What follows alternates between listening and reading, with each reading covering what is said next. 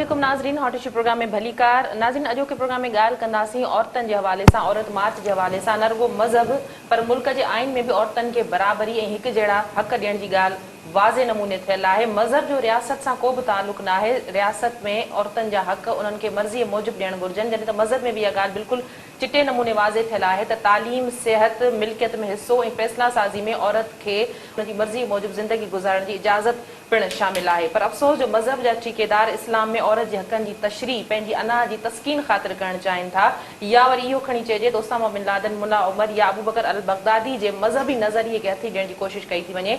21वीं सदी जी सिंध में औरतुनि जे हक़नि खे ग़ज़ब करणु, औरतुनि जे हक़नि खे ख़तमु करणु हिकिड़ी नामुमकिन ॻाल्हि लॻे थी।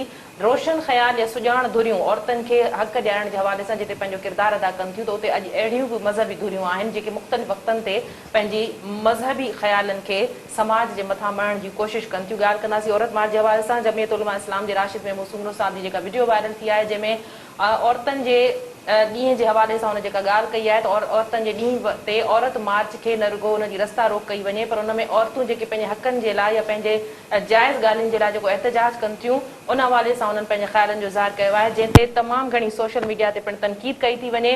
जिते सुञाण धुरियुनि पारां उन्हनि जी निंदा कई थी वञे, त उते अहिड़ियूं औरतूं पिणु इन ॻाल्हि जे में बिल्कुलु वाज़े आहिनि त अॼु जी 21वीं सदी में सिंध जी औरत खे ईअं दॿाए, डिॼारे या हिसाए नथो सघिजे। अॼु के प्रोग्राम में औरत मार्च जे हवाले सां असां ॻाल्हि ॿोल कंदासीं। असांखे स्टूडियो में जिन महिमाननि जॉइन कयो आहे उनजो तारुफ़ कराईंदी हलां।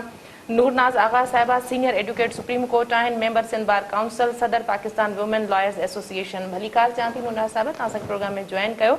असांजी ॿियूं महिमान आहिनि पार्लियामेंट सेक्रेटरी ज़कात ऐं उशर ओकाब हीर सोह साहिब, तव्हांखे भलीकार चाहियां थी, तव्हां असांखे प्रोग्राम में जॉइन कयो। नाज़रीन, फोन लाइन ते असां सां वुमेन एक्टिविस्ट ऐं औरत मार्च जी ऑर्गेनाइज़र अमर सिंधु साहिबा बि गॾु आहे। अमर साहिबा, तव्हांखे बि भलीकार चाहियां थी, तव्हां असांखे प्रोग्राम में जॉइन कयो।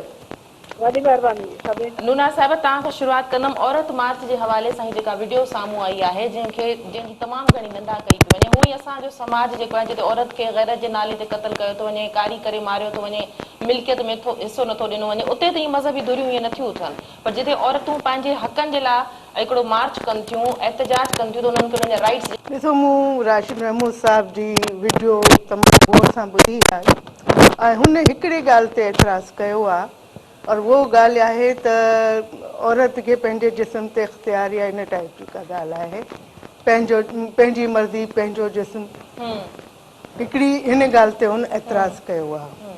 ॿी ॻाल्हि हुन चयो त असां हीअ मार्च न थियणु खपे, असांखे छुड़वागी या हिन क़िस्म जी शइ न पसंदि आहे।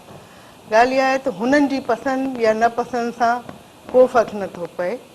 ॿी ॻाल्हि इहा आहे, जेसि ताईं छुड़वागी जी ॻाल्हि आहे या इहे जुमिला आहिनि जेका कंहिं इतफ़ाक़ सां कंहिं लिखी छॾियो हूंदो, पंहिंजी मर्ज़ी पंहिंजो जिस्म, असांजे माशरे में छा सॼे मुल्क सॼी दुनिया में हिन ॻाल्हि खे को बि अप्रिशिएट नथो करे त को अहिड़ी ॻाल्हि औरतुनि में या मर्दनि में बि हुजे।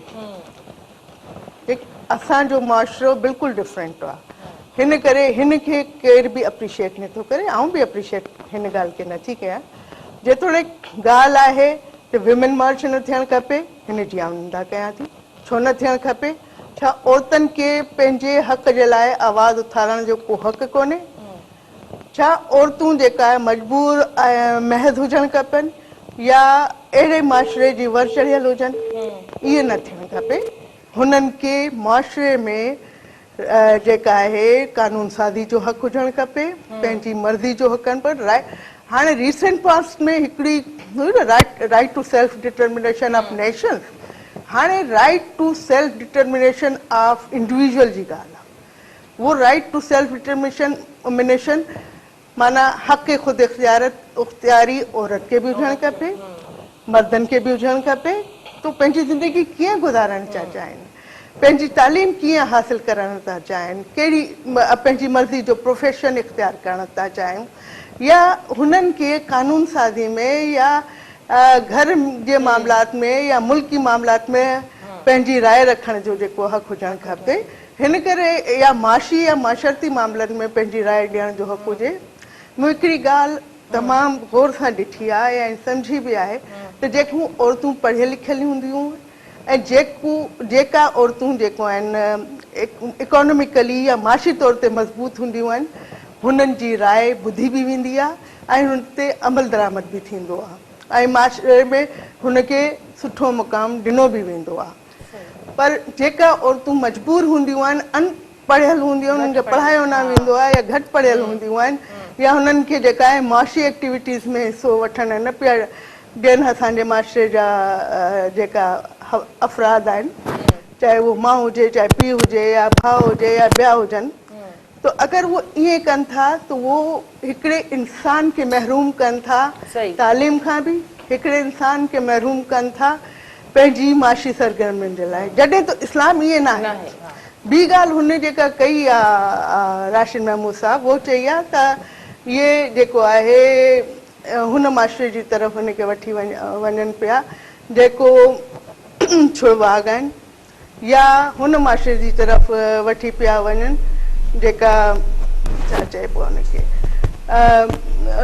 हुन माशरे जी तरफ़ वठी पिया वञनि जेका इस्लाम जे ख़िलाफ़ आहिनि, या हिन माशरे जी वठी वञनि पिया जेका ग़ैर इस्लामी आहिनि। ईअं कोन्हे, जेका जेतिरे क़दुरु ॻाल्हि आहे इस्लाम जी, हुन में चयो वेंदो आहे लकुम दीनकुम वली दीन, माना तुंहिंजो मज़हब तोसां, मुंहिंजो मज़हब मूंसां।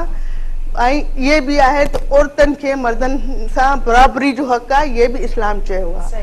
बीबी ख़तीजा बिज़नेस वुमेन हुई, बीबी आयशा सिपागिरी बि कंदी हुई जॾहिं ज़रूरत पई, ऐं बहितरीन हेडिथ राइटर हुई, माना एजुकेशन जो हक़ आहे। ऐं औरतूं हुन में माशरे में जंग बदर ऐं उहद में असां ॾिसूं था त उहो नर्सिंग कंदी असांखे नज़र ईंदियूं आहिनि। त असांजे माशरे में या असांजे मज़हब में वो औरतुनि जा हक़ ॾिनायल आहिनि ई कान, वॾो किरदारु आहे। ऐं इहे बि चयो वेंदो आहे त औरतुनि खे हर मामले में माशी, माशरती ऐं पंहिंजे हिसाब सां जेको फ़ैसिलो करण जो बि हक़, जीअं बीबी फातिमा रज़ी अलाह ताला अन्हा जे लाइ चयो वियो आहे त हुननि जा शादी थियण ते हुन खां पुछियो वियो, रसूल जन पुछियो त तूं पंहिंजी मर्ज़ी सां फलाणा फलाणा माण्हू आहिनि, तूं शादी कंहिंसां कंदी? त हुन जॾहिं मौला अली जे लाइ चयो त हुननि जेको आहे हुन जी शादी हुते कराई।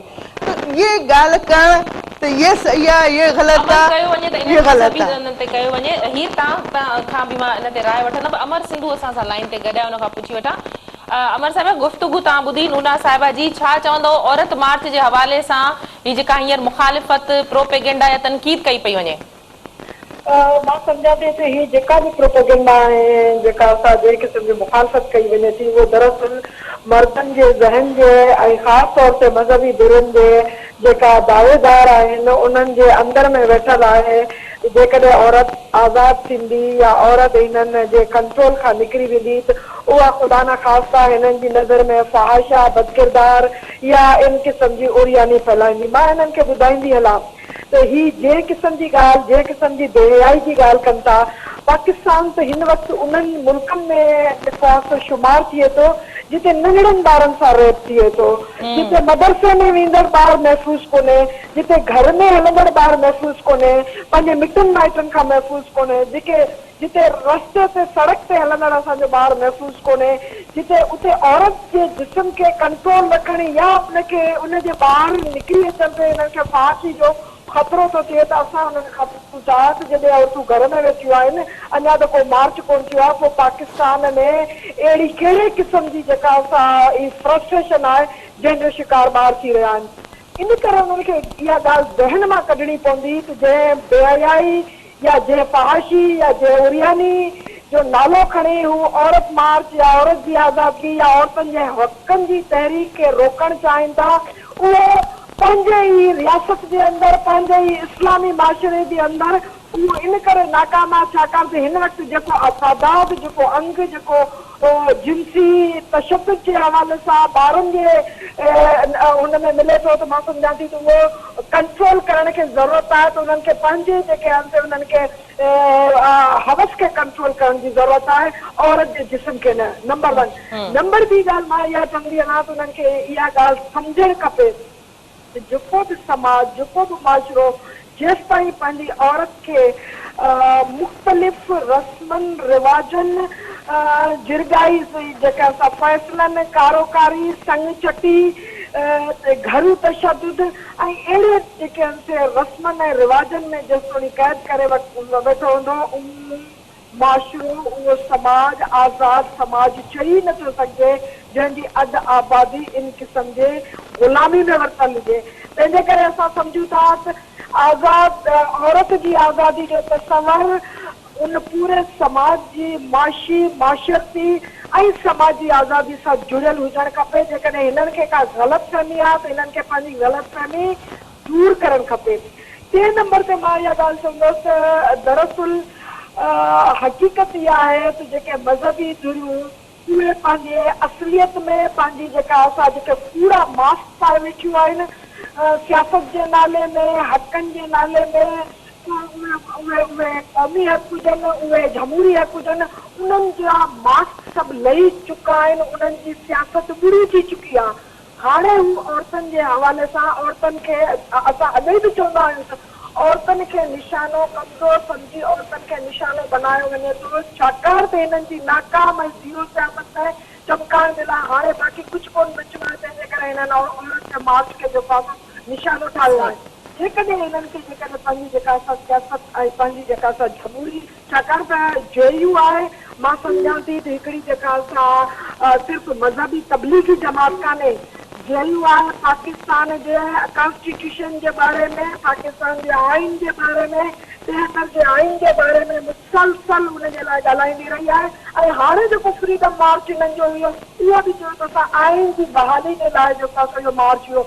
मूंखे मां हिन खां पुछणु थी चाहियां त पाकिस्तान जे आइन जे अंदरि किथे लिखियल आहे त औरत ऐं मर्द जेके आहिनि से बराबरि न आहिनि। पाकिस्तान जे आइन जे अंदरि किथे लिखियल आहे त औरतुनि जे या पाकिस्तान जे कंहिं बि शहरी खे चाहे उहा औरत हुजे चाहे मर्द हुजे उन जे जेका असां एक्सप्रेशन जेका असां फ्रीडम ऑफ एक्सप्रेशन ते पाबंदी विझी सघे थी।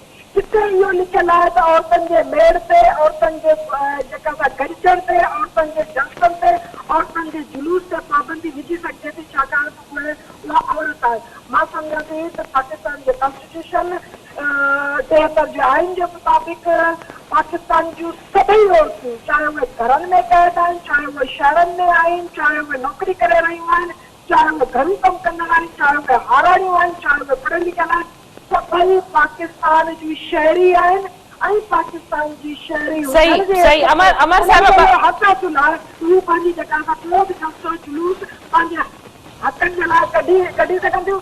इन करे मां सम्झां थी त उन्हनि खे कहिड़ी बि मज़हबी जमात जी इजाज़त जी ज़रूरत कान्हे छाकाणि त इहो हक़ ऐं इहा इजाज़त असांखे पाकिस्तान जो आइन ॾिए थो जंहिंजा असां शहरी आहियूं। सही मां हीर सो जो मौक़े वठां। हीर औरत मार्च जे हवाले सां छा चवंदो था?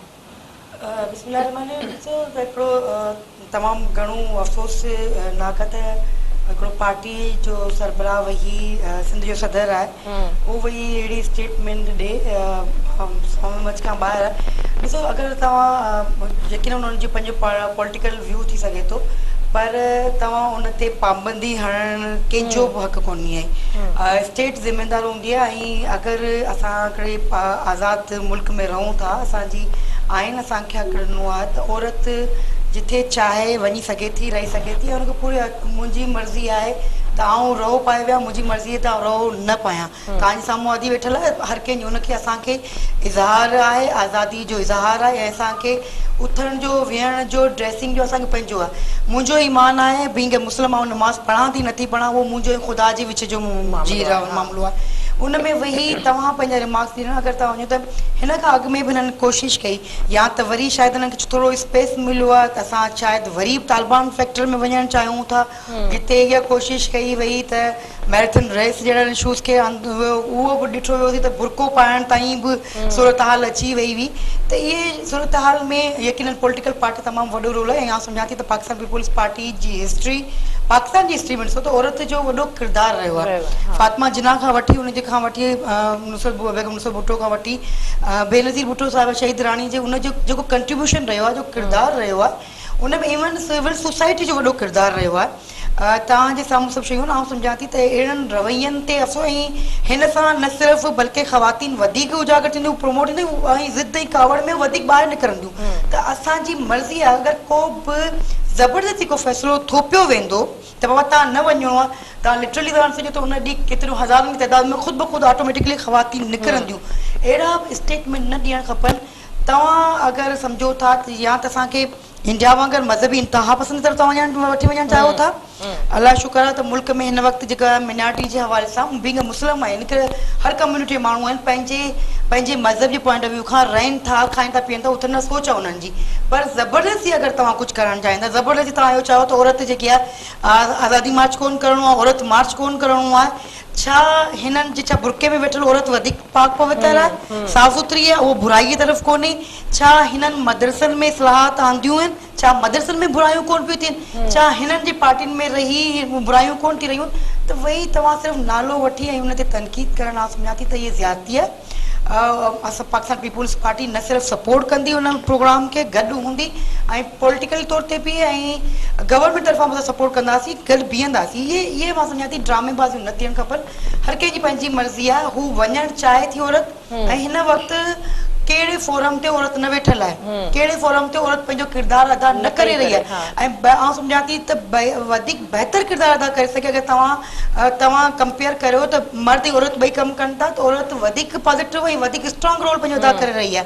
त इन्हनि में वेही तव्हां हिकिड़े ॿिनि जे रिमार्क्स ते वेही तव्हां अगरि उन प्रोग्राम खे ई नेगेटिव खणी वञो, तव्हां सम्झां थी त अहिड़नि सां न सिर्फ़ु ज़्यादती आहे, बल्कि तव्हां औरत जे किरदार खे बि चैलेंज करे रहिया आहियो। जेका औरत घर में वेठी आहे, जेका तव्हांजी माउ बि आहे, भेण बि आहे, धीअ बि आहे, घरवारी बि आहे, उन औरत खे चैलेंज करे रहिया आहियो। ऐं उहा औरत जेका घर खां निकिरे थी पंहिंजे ॿारनि जे लाइ, पंहिंजे रोज़गार जे लाइ निकिरे थी, उनखे तव्हां चैलेंज करे रहिया आहियो। मां सम्झां थी त अहिड़ा सोच रखण बि ऐं न सिर्फ़ु उन्हनि खे माफ़ी वठणु खपे। तव्हांखे कंहिं बि शइ ते तनक़ीद आहे त तव्हां इस्लाह करे सघो था, अची सघो था बाबा हीअ शइ ईअं न हुजणु खपे, हिनखे बहितर तरीक़े सां खणी अचो। पर मुखालिफ़ में अचणु, ईअं चवणु त असां जेको आहे रोकथाम कंदासीं, असीं रोकींदासीं। गवर्नमेंट जेको आहे हुनजे ख़िलाफ़ एक्शन खणे। त आउं सम्झां थी त अहिड़ी सोच जेकी मर्दानी सोच ऐं मज़हबी तरफ़ असांखे हमेशह ख़ौफ़ रहियो आहे। ऐं सिंध हमेशह सूफ़ीज़म जो रहियो आहे। सिंध में कॾहिं बि अहिड़ा, अगरि तव्हां सिंध जी शाइरनि खे ॾिसो त हमेशह औरत सुर जेको आहे न असांजे जेके रहियो आहे उहो बि औरतुनि जो रहियो। त हिन में अहिड़े किरदार खे कॾहिं बि असां न सिंध जे माण्हुनि पसंदि कयो आहे, न पसंदि कंदा। ऐं जेको बि अहिड़ो किरदारु खणी ईंदो, वटि स्टेटमेंट ॾींदो, उन ते सभु तनक़ीद कंदा। चाहे मतिलबु मुंहिंजो किरदारु छा आहे उहो सभिनी अवाम खे ख़बर आहे। अदी नाज़ जो किरदारु आहे उहो सभिनी साम्हूं किरदारु आहे। असां खुलियल किरदारु आहियूं, असीं ढकियल छुपियल किरदारु न आहियूं। पंहिंजे किरदार में, पंहिंजे कम में असांखे फ़ख़्रु आहे त बिंग औरत, बिंग सिंधियाणी ऐं हुते वेठी आहे। बिंग सिंधियाणी पंहिंजो किरदारु वधीक बहितर नमूने जेको किरदारु मर्दनि खे अदा करणु खपे उन्हनि न कयो आहे, जो अॼु असां औरतूं उहो किरदारु अदा कयूं। इहो मुआशिरे में तमामु मर्दनि बहितर तरीक़े सां किरदारु अदा न करे सघिया, त अॼु औरत निकिती आहे। ऐं तमामु फ़ख़्र सां चऊं था हर फील्ड में औरत तमामु सुठे नमूने सां पंहिंजो किरदारु अदा करे रही आहे। त न सिर्फ़ु हुनजी कंडेम था करियूं, बल्कि असां चाहींदासीं त तव्हां त पोइ सुभाणे छा जे औरतूं पोइ सियासत में न अचनि, उन्हनि जो मीडिया ते बि न विहनि, उन्हनि जेके लेडीज़ विंग उन्हनि जा उन्हनि खे बंदि कयो वञे। सिंध वासियुनि जो अखियूं खोलण लाइ काफ़ी आहे त तव्हां सुभाणे जेकॾहिं हिननि खे चूंडींदव त अहिड़ी पंहिंजी बिल्कुलु सुभाणे सोचणु खपे उन्हनि खे। त जेके वोट था ॾियनि उन्हनि खे सोचणु खपे त हीअ सुभाणे असांखे वठी वञणु करे। छा वरी तालिबान फैक्टर लाइ वठी वञनि, जंहिंमां असांजी मस जान छुटी आहे असांजी, जंहिंमां असांखे ॻाल्हाईंदे बि डपु लॻंदो हो त किथे असीं मारिजी न वञूं। मस असांजी उन्हनि मुंहिंजा इंता पसंदि मां जान छुटी आहे। हे वरी बि उन तरफ़ वठी वञणु चाहिनि था, या शायदि हुननि जा कुझु प्रोग्राम कामयाबु थियनि त सम्झनि था त हाणे असीं जीत चाहियूं, जहिड़ी तरीक़े सां चाहियूं। त मां सम्झां थी त अहिड़ा किरदार जेके आहिनि हमेशह सिंध जे माण्हू, पाकिस्तान जे माण्हुनि जेको आहे उन्हनि खे न सिर्फ़ु कंडेम कयो आहे, ऐं असीं चाहींदासीं न सिर्फ़ु हिन किरदार असां ख़ुदि शिरकत कंदासीं। शायदि पहिरीं मां किरदारु शिरकत न करियां, पर अहिड़ियुनि रवैयनि जे करे, अहिड़ी सोचनि जे करे असां पाण बीहंदासीं ऐं असीं न सिर्फ़ु शिरकत कंदासीं, ॿुधाईंदासीं त औरत जो किरदारु सिर्फ़ु घर में विहणु न आहे। औरत जिथे बीहे थी बा किरदारु आहे, बाख़्तियार आहे, ऐं बाख़्तियार रही पंहिंजे मुआशिरे में रही पंहिंजो किरदारु निभायो आहे ऐं निभाईंदी रहंदी। ब्रेक जो वक़्तु आहे, ब्रेक खां पोइ कंटिन्यू कयूं था। नाज़रीन, प्रोग्राम जे सिलसिले खे जारी रखंदासीं। वक़्तु आहे मुख़्तसिर वक़्फ़े जो, वठंदा।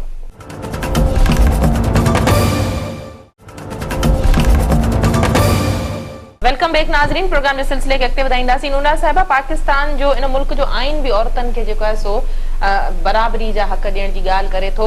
छा इहो ज़रूरी आहे त हिन मुल्क में एहतजाज हिकिड़ो मख़सूस तबिको ई करे सघे थो? जेकॾहिं औरतूं पंहिंजे आज़ादी जे हवाले सां, पंहिंजे हक़नि जे हवाले सां, पंहिंजे राइट्स जे हवाले सां को एहतजाज कनि थियूं, किथे का गॾिजाणी कनि थियूं, किथे गॾु थियनि थियूं, उत्साह पैदा कनि थियूं, मुआशिरे जी सोच खे तब्दील करण जी ॻाल्हि कनि थियूं, जंहिंमें मर्द पिणु शामिल आहिनि, उन्हनि पारां पिणु आजियां कई वई आहे, त इहो ग़लति आहे?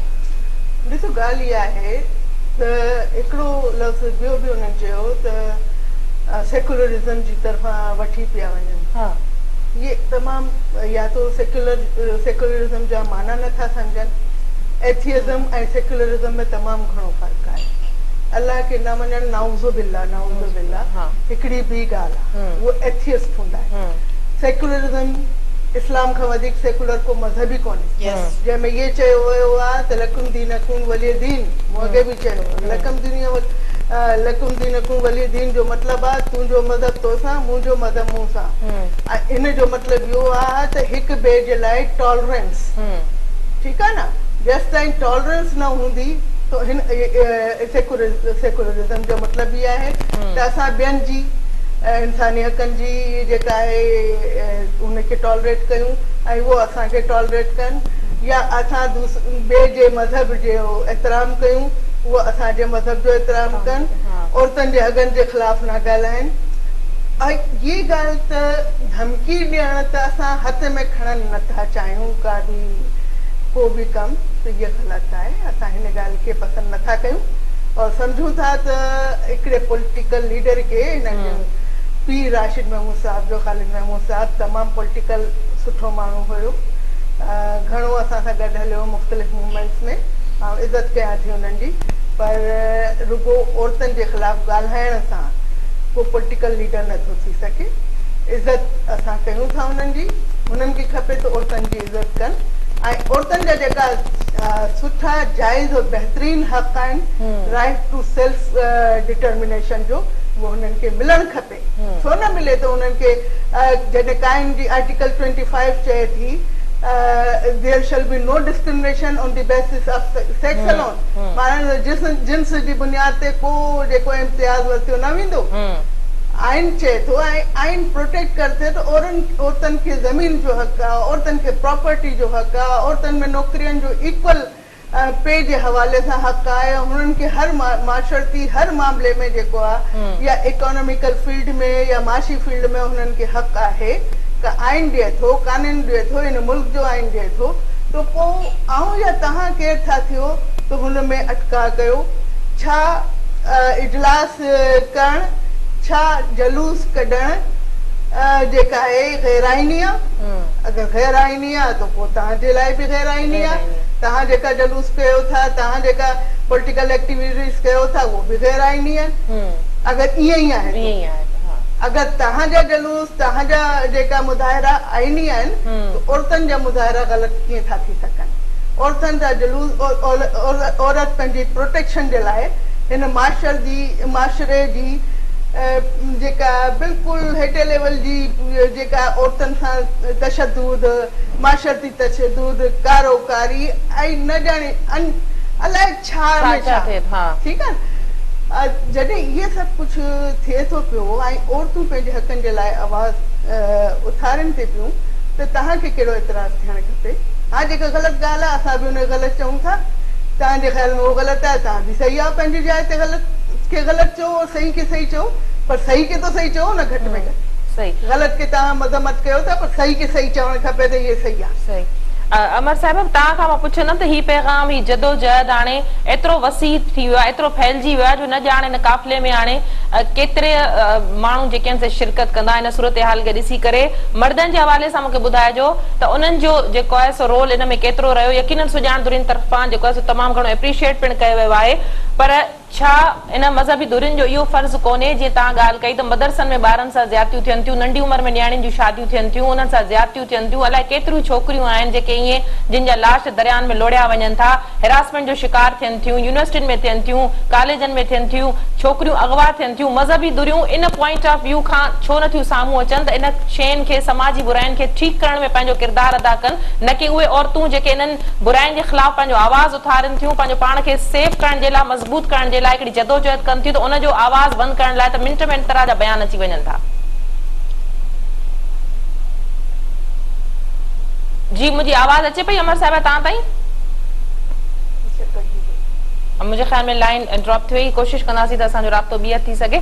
हीर इहो ई साॻियो सवाल मां तव्हां खां कंदमि त मज़हबी दूरियूं इन तरह पंहिंजो रोल छो नथियूं प्ले कनि त सिंध में औरतुनि सां जेका वेदन आहे मार मोचड़ो कयो वञे थो, उन्हनि खे उन्हनि जा राइट्स नथा मिलनि, उन्हनि जे कम जो पूरो उजूरो उन्हनि खे नथो मिली वञे, जिते छोकिरियूं कमु कनि थियूं उते उन्हनि सां ज़्यादतियूं थियनि थियूं, उते उन्हनि जा क़तल थी वञनि था, समाजी बुरायूं आम लॻियूं पियूं आहिनि, इन्हनि खे ख़तमु करण में मज़हबी हवाले सां पंहिंजो को रोल छो नथो प्ले कयो वञे?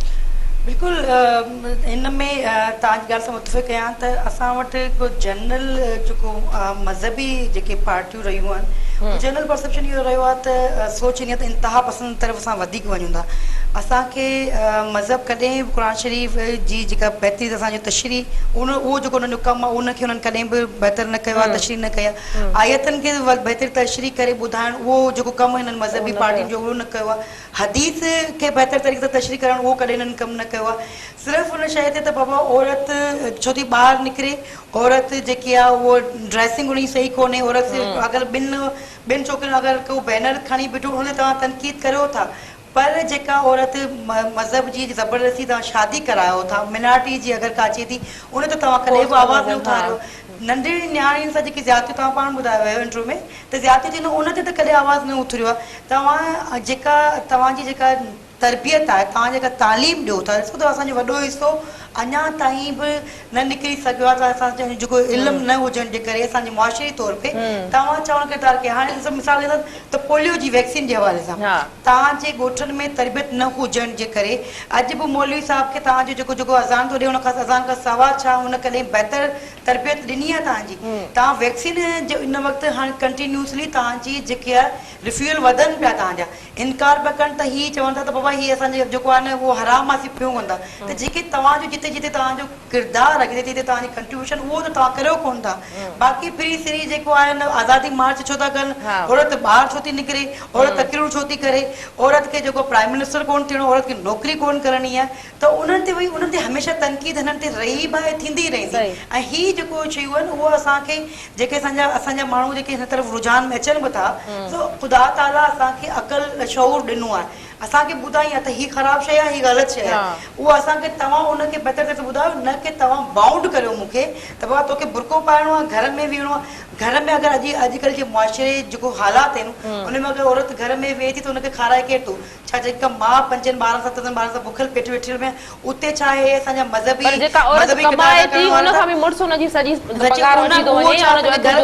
राशन पहुचाईंदा। त हे उहे जेके किरदार आहिनि उन्हनि जो मतिलबु मज़ाया क़ैद शयूं थीनि थियूं।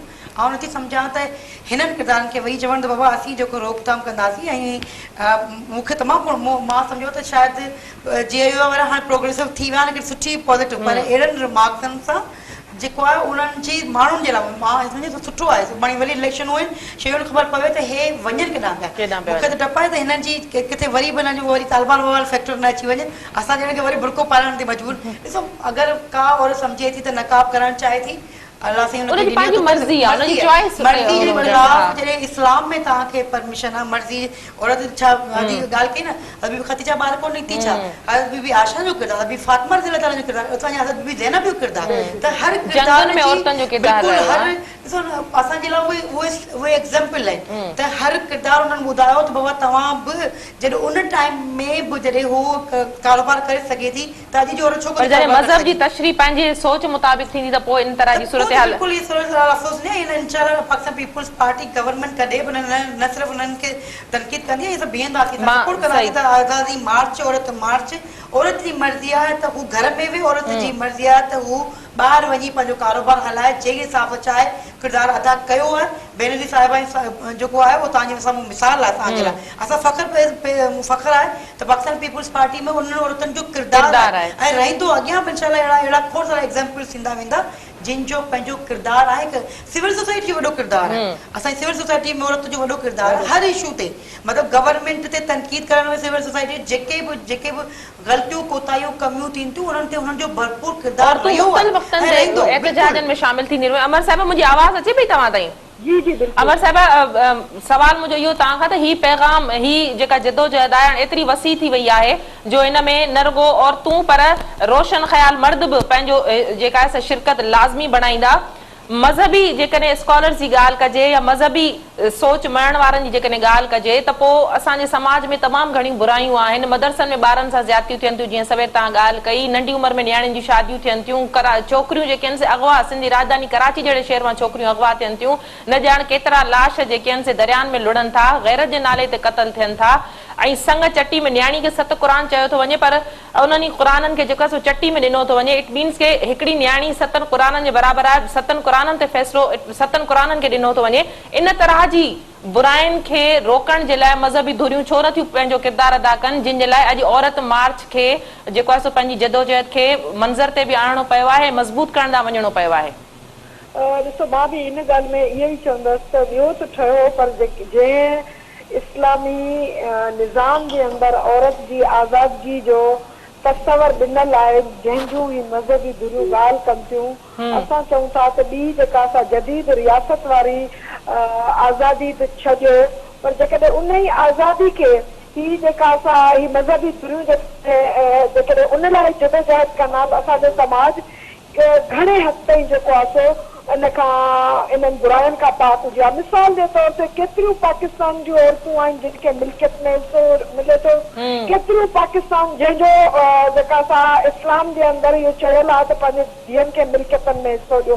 मौलवियुनि उन्हनि जे ख़िलाफ़ कॾहिं तहरीक न हलाई आहे, मौलवियुनि कॾहिं उन जे ख़िलाफ़ तहरीक न हलाई आहे त औरतूं पंहिंजी मर्ज़ी सां शादी कनि, छाकाणि त इस्लाम जे अंदरि शादी जो इख्तियार औरत खे ॾिनो वियो आहे। मौलवियुनि उन जे ख़िलाफ़ छो कॾहिं जेका असां तहरीक न हलाई आहे, जॾहिं कारियूं थी औरतूं मरनि थियूं, त मां रुॻो इहो सम्झां थी त हू ॿियनि खे त चवण जे बजाए त ॿियनि खे छा करणु खपे, ख़ुदि जेके इस्लाम जेके आज़ादियूं जेके हक़ औरत खे ॾिना आहिनि, छा पाकिस्तान जे समाज जे अंदरि, छा सिंध जे अंदरि जेके ही मौलवी ॻाल्हि कनि था, छा इन्हनि उन्हनि हक़नि जी गारंटी ॾिनल आहे त पाकिस्तान या सिंध में रहंदड़ सभिनी औरतुनि खे उहे हक़ हासिल आहिनि? जेकॾहिं न आहिनि त मां सम्झां थी त मज़हबी धुरियूं पंहिंजे हक़नि जे लाइ, उन्हनि जे हक़नि जे लाइ ज़रूर बीहणु खपनि, ऐं उन्हनि खे उन्हनि जे लाइ जेका असां जदोजहद करणु खपे, छाकाणि त असां ईअं सम्झूं था त जिन जी ॻाल्हि कनि था ख़ुदि उहे हक़ बि जेके आहिनि से ॾिनल न आहिनि। छो तंहिंजे करे मां सम्झां थी त हीअ जेको हिननि जी जेका बहस आहे, उहा बहस खामखा जो जेको असां औरतुनि जे रुख ऐं औरतुनि जे तहरीक ऐं औरतुनि जी आज़ादी जा मोड़ण जे बजाए इन्हनि खे पंहिंजे गिरबान में ॾिसणु खपे, ऐं इन्हनि खे ॾिसणु खपे कि जॾहिं आज़ादी बाद आइन जी बहाली जे लाइ जेॾी महिल बीह सघनि था ऐं धरणो हणी सघनि था हेतिरनि ॾींहंनि जे लाइ इस्लामाबाद में, कॾहिं ही औरतुनि जे लाइ निकिरी अचनि। असां हिनखे आजान चवंदासीं त ही मज़हबी धुरियूं औरतुनि सां थींदड़ जुर्मनि ऐं तशद्दुद जे ख़िलाफ़ हाणे ॿाहिरि निकिरी आहिनि, त असां हिननि खे वेलकम चवंदासीं, पर हक़ीक़त आहे त हिननि जी जेका लिप सर्विस आहे, जेको इन्हनि जी ॿियनि जी रस्ता रोक करणी आहे, त तंहिंजे करे असां हिननि खे ख़बर था चाहियूं त असां हिननि खां डिॼण वारा न आहियूं। पाकिस्तान जी औरत, सिंध जी औरत तमामु घणी जेका तक़ीदाद आहे पंहिंजे हक़नि जे बारे में, पंहिंजी आज़ादगियुनि जे बारे में ऐं पंहिंजी जदोजहद जे बारे में। सही, वॾी महिरबानी तव्हां असांखे प्रोग्राम में जॉइन कयो। नूना साहिबा, प्रोग्राम जो वक़्तु बि ख़तमु थियण वारो आहे, मैसेज कहिड़ो ॾियणु चाहींदो औरत मार्च जे हवाले सां? हिन वक़्तु जेका प्रोपेगेंडा कई पई वञे, तनक़ीद कई पई वञे, तव्हांजो मैसेज छा हूंदो? मुंहिंजे ख़्याल में औरत मार्च थियणु खपे, और औरत मार्च इंसानी हक़नि जे लाइ आहे, औरतुनि जे हक़नि जे लाइ आहे, और औरतुनि ऐं मर्दनि खे ॿिन्ही खे शऊर ॾियण जे लाइ आहे। त औरतूं इंसान आहिनि ईअं ई जीअं मर्द इंसान आहिनि, ऐं हुननि खे उहे ई हक़ मिलणु खपनि जेका उन्हनि जा हक़ आहिनि, जेका इंसान जे तौर ते सभिनी जो हक़ थियणु खपे, उहो हक़ हुननि खे मिलणु खपनि। इहे जेको आहे माशरे में अवेयरनेस जो या आगाही जो हिकिड़ो प्रोग्राम है, उनखे ज़रूरु थियणु खपे। यही मुंहिंजो साहिबा, प्रोग्राम जे आख़िर में औरत मार्च जे हवाले सां तव्हांजो मैसेज? बिल्कुलु मैसेज इहो ई आहे त जॾहिं असांखे मज़हबी तौर ते असांखे आज़ादी आहे, मज़हबी तौर ते असांजी सोच खे आज़ादी आहे, ऐं आइन में बि, पाकिस्तान जे आइन में बि औरत खे बाख्तियार आहे, त अहिड़नि मार्चनि जे वञण सां औरत में वधीक शऊर अचे थो, ऐं अहिड़नि प्रोग्राम खे न सिर्फ़ु सपोर्ट कयूं था, चाहियूं था त औरत निकिरे पंहिंजे हक़नि जे लाइ, पंहिंजी आज़ादी जे लाइ, पंहिंजी सोच खे बहितर करण जे लाइ। सपोर्ट न सिर्फ़ु सपोर्ट करण जी कोशिशि कंदी त असां हिननि प्रोग्रामनि में शिरकत करे पंहिंजी औरत जी ताक़त खे वधायूं। सही, वॾी महिरबानी तव्हां ॿिनी महिमाननि जी, तव्हां जो कि प्रोग्राम में असांखे टाइम ॾिनो। नाज़रीन, हॉट इशू प्रोग्राम जे वक़्त ते पंहिंजी पुॼाणी ते पहुतो। ईंदड़ प्रोग्राम ताईं ॾींदा इजाज़त। अल्लाह।